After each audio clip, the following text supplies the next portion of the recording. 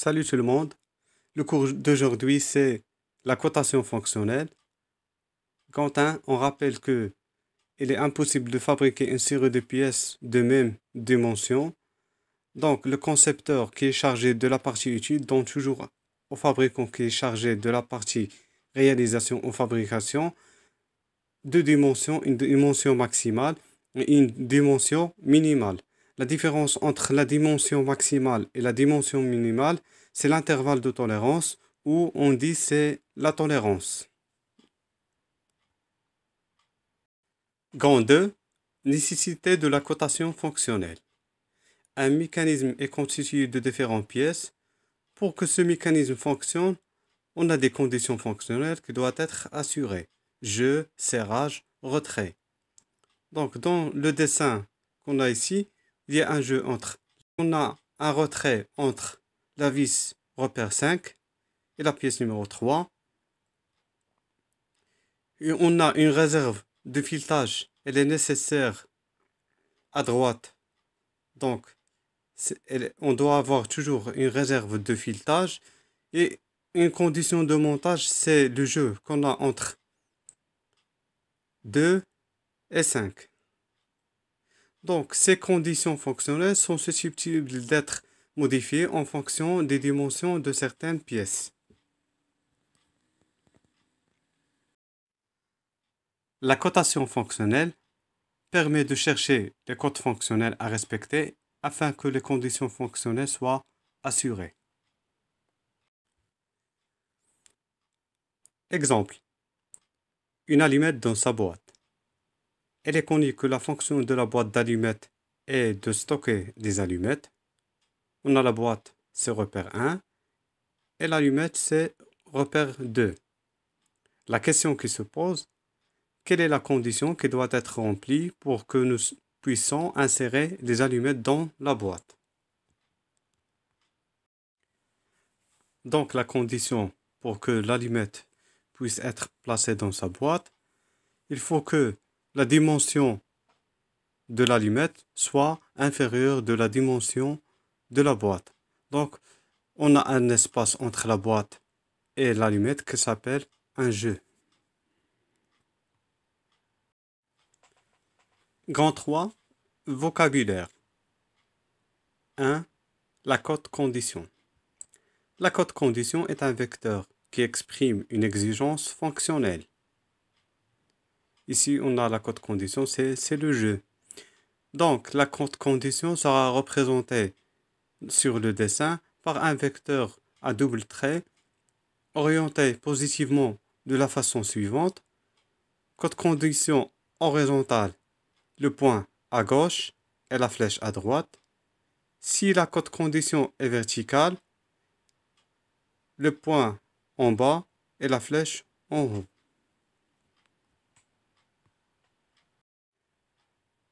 Petit 2, surface terminale. Les surfaces terminales sont les surfaces perpendiculaires à la cote condition et qui limitent celle-ci. Dans cet exemple, on a la cote condition A. Il est limité par deux surfaces terminales, T1 qui appartient à la boîte, repère 1, et la surface terminale 2 qui appartient à l'allumette, repère 2. Petit 3, les surfaces de liaison. Les surfaces de contact entre les pièces assurant la cote condition sont des surfaces de liaison. Ils sont perpendiculaires à la cote condition. Pour l'exemple qu'on a ici, on a une surface de contact entre 1 et 2. On l'a nommé 2 sur 1. Donc c'est une surface de liaison entre 1 et 2 assurant la condition A.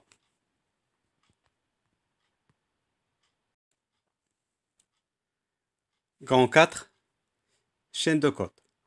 La cote condition et le code fonctionnel associé sont représentés dans une chaîne appelée chaîne de cote en boucle fermée. C'est une somme de vecteurs. Petit 1, méthode d'établissement d'une chaîne de cote. Première étape, c'est de dessiner la cote condition. La première des choses, on représente la cote condition par un vecteur en deux traits fins parallèles. On l'oriente positivement, c'est-à-dire le point à gauche et la flèche à droite. Et on nomme la cote condition. Ici, on a nommé la cote condition A. C'est le jeu entre 1 et 2. Deuxième étape, c'est de repérer les surfaces terminales et les surfaces de liaison. Pour notre exemple, on a la surface terminale T1 et T2. Ce sont des surfaces qui limitent la cote condition. Et on a la surface de contact entre l'allumette et la boîte. C'est la surface 1 sur 2. Il faut faire attention, les surfaces doivent être perpendiculaires à la direction de la cote condition. Troisième étape, coter la première pièce. Partir toujours de l'origine du vecteur cote condition. Dans notre exemple, l'origine touche la pièce numéro 1, c'est la boîte. C'est la surface terminale T1. Coter cette pièce jusqu'à la surface de liaison en contact avec une autre pièce. Donc, c'est-à-dire jusqu'à la surface de liaison entre 1 et 2. Donc, c'est la surface de 1. C'est une surface de liaison. Et après, nommer la cote condition obtenue de la façon suivante. A, c'est le nom de la cote condition. Et 1, c'est le numéro de la pièce. Quatrième étape, coter la pièce en contact.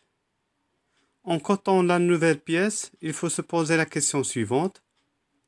Une surface de la nouvelle pièce est-elle la surface terminale liée à l'extrémité du vecteur de la cote condition? C'est la flèche. Si oui, c'est la dernière cote fonctionnelle. Coter cette nouvelle pièce de la surface de liaison à la surface terminale T2. Nommer la cote fonctionnelle ici A2. Et c'est la fin de la chaîne de cotes. Sinon, coter la nouvelle pièce. Coter cette nouvelle pièce de la surface de liaison jusqu'à la surface de liaison en contact avec une autre pièce. Nommer la cote fonctionnelle obtenue. Et on revient à l'état initial, c'est-à-dire coter la nouvelle pièce en contact. Petit 2. Les règles à respecter.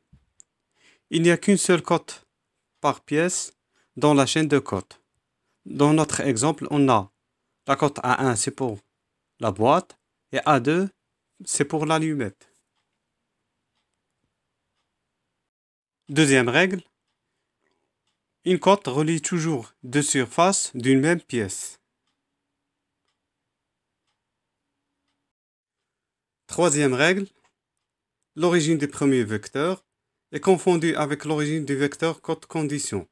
Dans cet exemple, on a A1. A1, c'est le premier vecteur.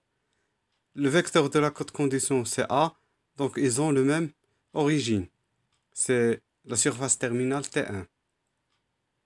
Et la quatrième règle, l'extrémité du dernier vecteur est confondue avec l'extrémité du vecteur de cote condition. Donc, le dernier vecteur qu'on a ici, c'est le vecteur A2.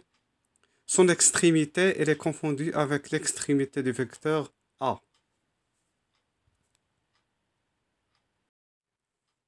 La cinquième règle, les cotes sont positives dans le sens du vecteur de cote condition. Pour notre exemple, le vecteur A1 il a le même sens que le vecteur A, c'est-à-dire de la gauche vers la droite. Donc, la cote A1, c'est une cote positive. Et les cotes sont négatives dans le sens opposé. On a la cote du vecteur A2, elle a le sens opposé du vecteur A. Donc, c'est une cote négative. Petit 3, équation de projection et calcul. Soit la chaîne de cotes de la cote condition A avec A1 est égal 70, 0, plus 0,5, c'est-à-dire A1 max est égal 70,5 mm et A min est égal 70 mm. Et A2 est égal 55 plus ou moins 0,2. Donc A max est égal 55,2 mm et A2 min est égal 54,8 mm. Donc l'équation de projection, la cote condition est égale la somme des cotes positives moins la somme des cotes négatives. Donc l'équation de projection A est égale à 1 moins A2. Maintenant, calcul du jeu max. Le jeu max est égal à la somme des cotes maxi positives moins la somme des cotes maxi négatives. Les positives, c'est ceux qui ont le même sens que la cote condition, c'est-à-dire du jeu. Et les négatives sont les vecteurs qui ont le sens opposé. On a l'équation de projection A est égale à 1 moins A2. Donc, on calcule A1 max sur le jeu max. Donc, A max est égal à 1 max moins A2 min est égal à 70,5 moins 54,8. Donc, A max est égal à 15,7 mm.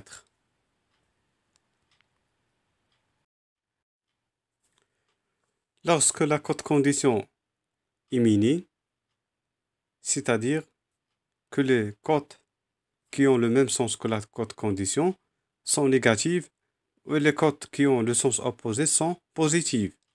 Donc, la formule, c'est le jeu mini est égal à la somme des cotes maxi négatives moins la somme des cotes maxi positives. On a l'équation de projection A est égal à 1 moins A2. On calcule A mini. Donc A mini est égal à 1 mini moins A2 max est égal 70 moins 55,2. Donc A mini est égal à 14,8 mm. Après avoir calculé A max et A min, on a la cote A est égale 15. 15 c'est la dimension nominale. Moins 0,2 c'est l'écart inférieur. Plus 0,7 c'est l'écart supérieur. Maintenant, calcul de l'intervalle de tolérance du jeu. ITA, c'est l'intervalle de tolérance du jeu A. On a ITA est égal à A max moins A min. Donc, ITA est égal 0,9 mm. Ou on peut calculer l'intervalle de tolérance grâce à une autre formule, c'est-à-dire que l'IT de A est égal à la somme des intervalles de tolérance des cotes composantes. Pour notre exemple, ITA est égal ITA 1 plus ITA 2 est égal 0,5, c'est l'intervalle de tolérance de la cote A, plus 0,4, c'est l'intervalle de tolérance de la cote A2. Donc, ITA est égal 0,9 mm. Grand 5, exercice d'application. Question numéro 1, identifier les surfaces terminales. On a deux pièces, la pièce numéro 6 et la pièce numéro 3 qui est en rouge. Donc, le jeu qu'on a, c'est entre 3 et 6. Donc, les surfaces terminales, c'est la surface 3 et la surface 6. Question numéro 2. Identifier les surfaces de liaison. Pour notre exemple, on a une seule surface de liaison. C'est la surface entre 3 et 6.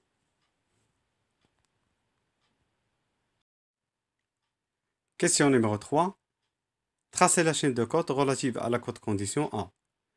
Donc, pour la condition A, elle est entre deux surfaces terminale, c'est 3 et 6. Donc, on part de l'origine, c'est la surface 3, jusqu'à la surface de liaison 3. 6, et on a la cote à 3. Et de la surface de liaison 3, 6, on revient à la surface terminale 6, et on a la cote à 6. Maintenant, on passe au traçage. On trace le vecteur A3, elle est entre 3 et 3, 6. Et on trace le vecteur A6, elle est entre la surface de liaison 3, 6 et la surface 6. Question numéro 4. Écrire des équations permettant de calculer la condition GA. On utilise l'équation de projection. On a le vecteur GA avec le vecteur A3, ils ont le même sens. Et le vecteur A6, il a le sens opposé que la cote condition.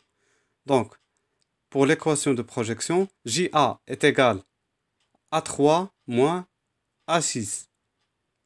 Donc, GA max est égal à A3 max moins A6 min.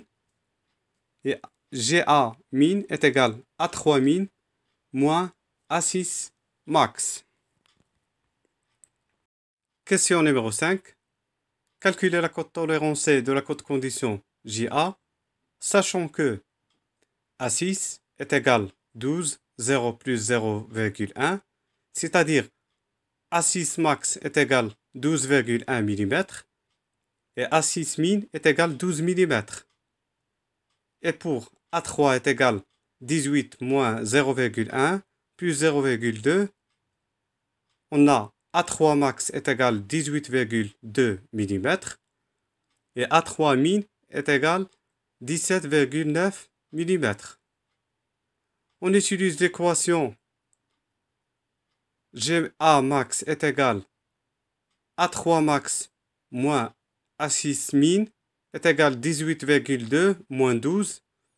Donc GA max est égal 6,2. Et on calcule la valeur minimale GA min est égal à A3 min moins A6 max est égal 17,9 moins 12,1. Donc GA min est égal 5,8 mm. Après avoir calculé la valeur maximale, valeur minimale, donc la cote GA est égale 6 plus ou moins 0,2.